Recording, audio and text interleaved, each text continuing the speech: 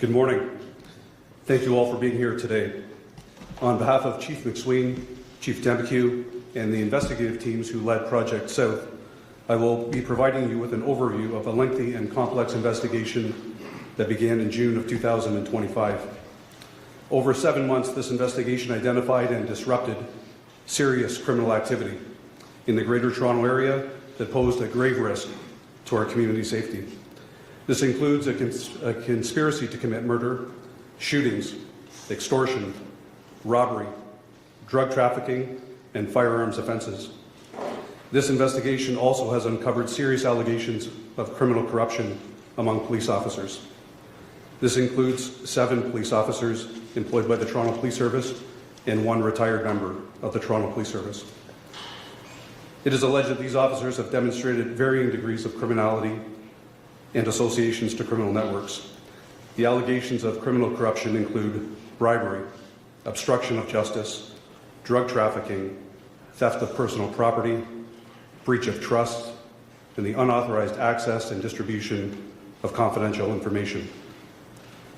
We are alleging that some police officers who were collecting personal and private information unlawfully and distributing it to members of organized crime, which ultimately resulted in serious harm in our communities. Our investigation began in June 2025 when a conspiracy unfolded to murder a member of Corrections Management who was working at an Ontario correctional institution. Over a 36-hour period, a number of suspects attended this member's home in York Region, we allege for the purpose of murdering him. As you will see next, surveillance footage captures the moment that 3 men, masked and armed with a loaded handgun, returned to the officer's home and rammed a police cruiser that was in the driveway. I had 2 cars in front of them just wandering down the middle of the road. Cars coming up behind. Those are already get close. Let's take them down right now. Contain.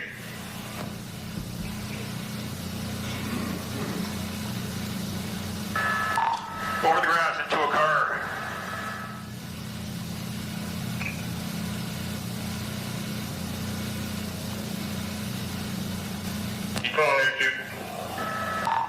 I have not seen anyone get out the passenger side and haven't seen anyone run around the houses.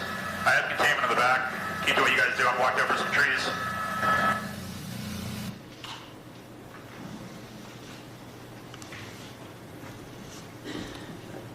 These brazen actions highlight the clear dangers that were faced by the victim, his family, and the police officers that were there to protect him.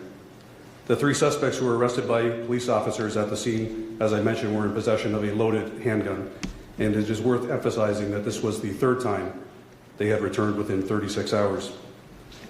As investigators pieced together the events leading up to this crime, it was determined that a Toronto police officer, Constable Timothy Barnhart, had unlawfully accessed confidential information about the victim. We allege that this officer then released the information to a Mr. Brian DaCosta, and from there it was released further into other criminal networks. We allege that Mr. DaCosta is a key figure in the criminal network operating within the Greater Toronto Area, with in fact significant international ties. The investigation led police to identify 3 additional suspects who are planning to cause harm to the correctional management member. In fact, a Mr. Median Jackson, and Mr. Kajan Doman, and Mr. Devontae Barker Campbell ultimately had access to the confidential information that had been accessed by Constable Barnhart and were recruiting other criminal actors to carry out harm against him. These 3 individuals have been charged and arrested in connection with this investigation. Further, Mr. DaCosta and Mr. Elwin Satanowski, Mr. Daljit Singh, and Mr. Thomas Fippard, among other criminal associates, sought and obtained confidential information from various Toronto police officers, which we allege was to facilitate crime. In some cases, police officers were offered bribes for this information. We have identified a number of serious criminal acts that have occurred following the release of confidential information, almost in real time. This includes extortion, commercial robberies, and 7 shootings right here in York Region. We allege that those shootings were, in part, facilitated by the release of confidential information from Constable Barnhart to Mr. DaCosta and Mr. Satanowski. At the scene of one of these shootings, police arrested Mr. Doman, whom I mentioned earlier. He remains in custody since that time. A firearm recovered at the scene of this shooting was determined to have originated from the United States and would have been unlawfully imported into Canada at some point in the past. Through forensic identification, we allege, and police have now linked, this firearm and Mr. Doman to, in fact, 8 shootings across southern Ontario.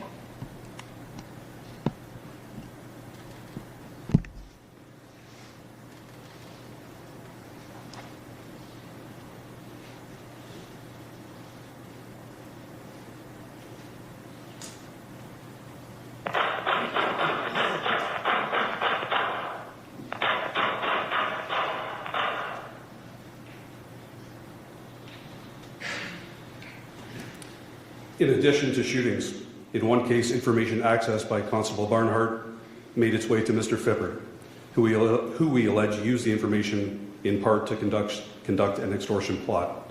This has previously been reported in relation to Mr. Phippard. Let me now get into more detail on how additional officers were tied to these crimes. We allege that Toronto Police Constable Elias Muad was identified in the release of confidential information to Mr. Singh and Mr. DaCosta. We allege that the information provided was in support of illicit activity. Additionally, and previously reported, retired Toronto Police Constable John Madley Sr. and now his son, Toronto Police Constable John Madley Jr., have unlawfully accessed and distributed confidential information.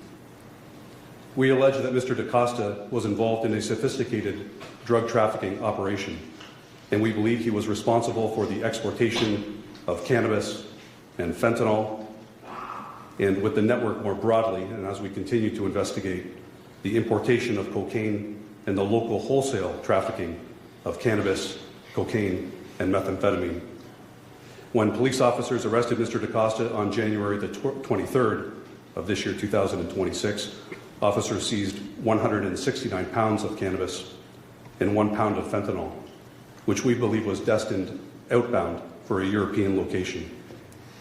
The investigation also identified 4 additional Toronto police officers. Sorry, I should not say additional.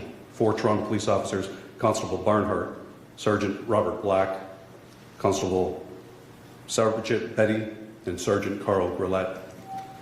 In an operation orchestrated by Mr. DaCosta, we allege that these officers in particular were involved with Mr. DaCosta in supporting illegal cannabis dispensaries by accepting bribes to provide, ultimately, protection from law enforcement investigation.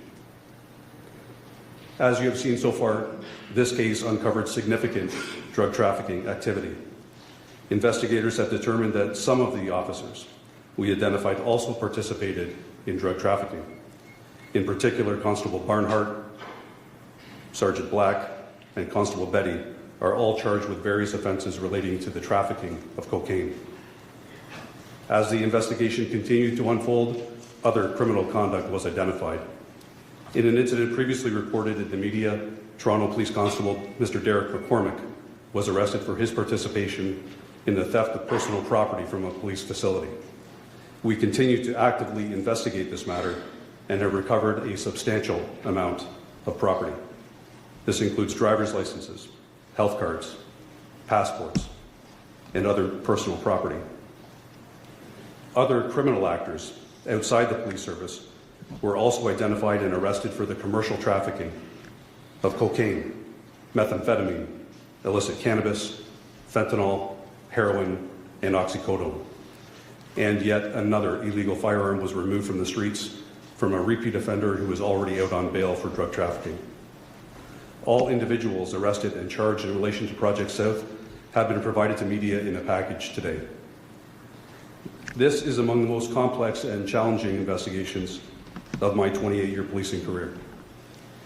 Since June 18, 2025, more than 400 officers have played a part in this investigation. The investigators on this case include members of York Regional Police, the Toronto Police Service, the Ontario Provincial Police, and Correctional Services of Ontario. Supporting these investigators was a dedicated team of prosecutors from the Ministry of the Attorney General, the Public Prosecution Service of Canada, and also this investigation was made successful by funding from the Ontario Government, Ministry of the Solicitor General, through the Criminal Intelligence Service of Ontario. The investigating officers represent the very best in what we expect of our police officers, demonstrating integrity, professionalism, ethical investigations, and a commitment to uncovering the truth and holding offenders accountable, including fellow police officers. In fact, I would say that this investigation is the hallmark of investigative excellence. The investigators involved held a mirror to the face of the criminal justice system and to our policing institution to uncover the truth. The interoperability of police services, corrections, and prosecutorial services is to be commended. I am confident in saying we are extremely proud of the work done by our collective teams on this case, and as you've heard from the very beginning, our investigators, and certainly Chief McSween and Chief Demkew, have committed to leaving no stone unturned. And this commitment remains ongoing. This investigation continues, and we will pursue every lead to rid our communities of organized crime and corruption within our institutions. Thank you.